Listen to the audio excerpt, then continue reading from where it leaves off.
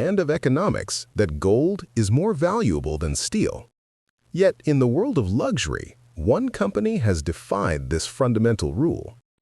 Walk into a showroom today, and you will find that the most unobtainable, most sought after, and most valuable watch is not made of precious metal. It's stainless steel. This is the story of how Rolex, with a stroke of quiet genius, manipulated desire, scarcity, and the very idea of wealth to make a common metal more valuable than gold. It's a strategy so successful it created a global market where the price you pay is simply the cost of entry, and the real value is determined by how long you are willing to wait.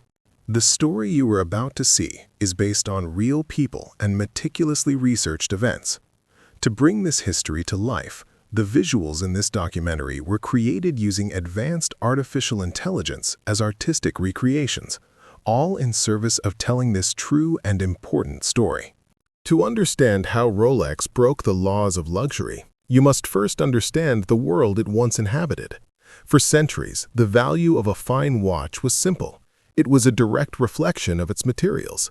A watch was precious because it was made of precious metal. Gold and platinum were the undisputed kings, physical manifestations of wealth, status, and power. The watch industry was built on this tangible truth. A watch's worth was something you could feel in your hands, the reassuring weight of solid gold. For decades, Rolex played this game, crafting exquisite timepieces in gold, upholding a tradition as old as watchmaking itself. Its professional watches, the Submariner and GMT Master, were born as robust tools, cased in humble stainless steel, designed for the harsh realities of deep-sea diving and transatlantic flights. They were respected for their function, but they were not the symbols of ultimate luxury. That honor was reserved for gold. The central challenge for Rolex was not a flaw in its business, but a flaw in the market's imagination. How could a brand, built on precision and quality, create value that transcended the raw material? The answer began to form not as a grand strategy, but as a quiet evolution.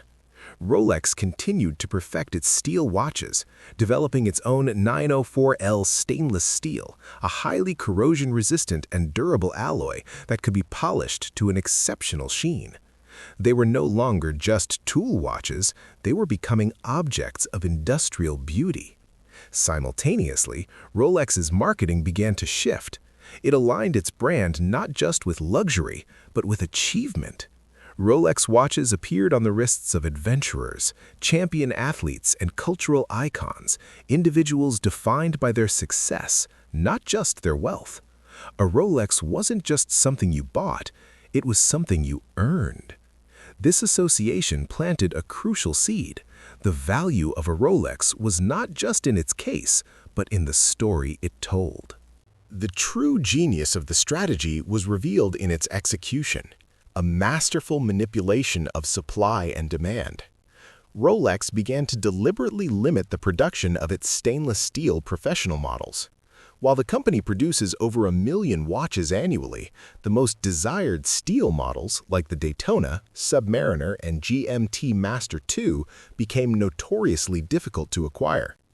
This engineered scarcity was enforced through a tightly controlled network of authorized dealers. These dealers became gatekeepers. The infamous waiting list was born, a system where prospective buyers, even those with the money in hand, were told they would have to wait, sometimes for years. This wait itself became a psychological tool, increasing the perceived value of the watch with every passing day. The result was the creation of a massive, thriving secondary or gray market.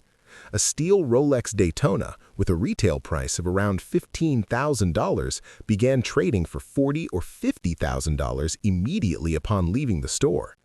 This phenomenon shattered the old rule. The market had decided that the value of these watches had nothing to do with their retail price or the metal they were made from.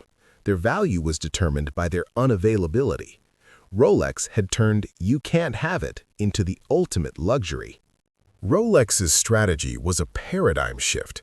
They proved the true value in the modern luxury landscape is not material but symbolic.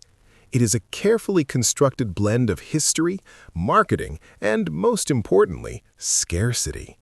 By making its steel watches symbols of achievement and then making them nearly impossible to obtain, Rolex transformed a functional object into a traded asset.